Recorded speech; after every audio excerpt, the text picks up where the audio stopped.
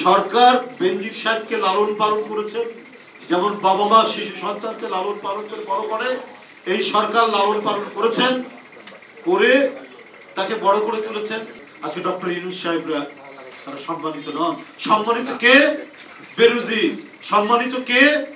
আজিজ। বিচার বিভাগের কাছে মানুষের যে শেষ আশ্রয়, সেই আশ্রয় পাওয়ার কোনো সম্ভাবনা নেই বলে আজকে পুলিশ বেপরোয়া।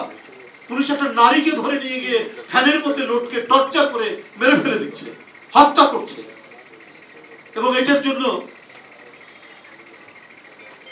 মানে সরকারের দিক থেকেও তো প্রশ্নই আসে না কোনো পদক্ষেপ নেওয়া। এবং আইনের কাছে যে মানুষ যাবে সেখানেও মানুষ নীরবে নিভৃতে হৃদয়ের মধ্যে চোখের চোখ দিয়ে পানি ফেলতেও ভয় পায়। যদি এটা আওয়ামী লীগের লোক দেখে, যদি পুলিশ দেখে, তাহলে আমার যদি আবার বিপদ হয়, তাহলে হৃদয়ের মধ্যে মানুষ কান্না করে, অন্তরের মধ্যে মানুষ কান্না করে, মানুষ কাঁদতেও ভয় পাচ্ছে। এই সমাজ, এই রাষ্ট্রের মধ্যে আমরা বসবাস করছি। না হলে গুণী মানুষরা কারাগারের লোহার খাঁচায়, ডক্টর ইউনূস বলছেন আমি আধা ঘন্টার মতো লোহার খাঁচায়,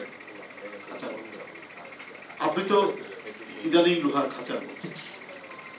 আর দেশের সবচেয়ে জনপ্রিয় যিনি নেত্রী, তিনি বছরের পর বছর লোহার খাঁচা নাম। আজকে ডক্টর ইউনূস সাহেবরা তারা সম্মানিত নন। সম্মানিত কে? বেরুজি। সম্মানিত কে?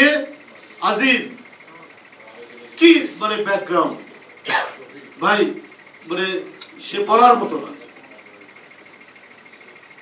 বেরুজির ওয়াইফের নামে 646 বিঘা জমি, মানে ফ্ল্যাট সারা দেশেই তাড়িয়ে।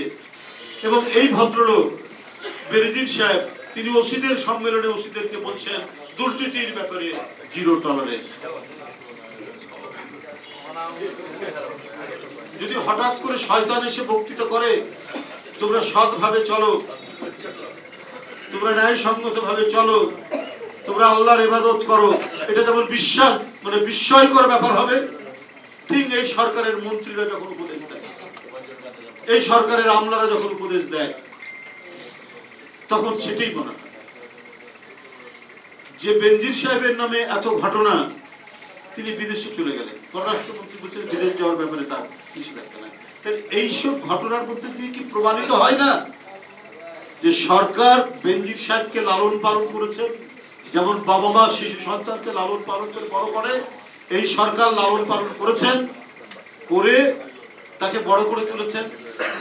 তার সারা বাংলাদেশে মানুষের ফসলি জমি আত্মসাৎ করা, মানুষের বাড়িঘর আত্মসাৎ করা, ঢাকা শহরে ফ্ল্যাটের পর ফ্ল্যাট, বইয়ের নামে, মেয়ের নামে, সবার নামে ফ্ল্যাট কিনা করেছেন। কারণ এদেরকে দিয়ে শেখ হাসিনা ভোটারবিহীন নির্বাচন তিনি করেছেন, রাতের অন্ধকারে নির্বাচন করেছেন, সমস্ত অপকর্ম করিয়েছেন।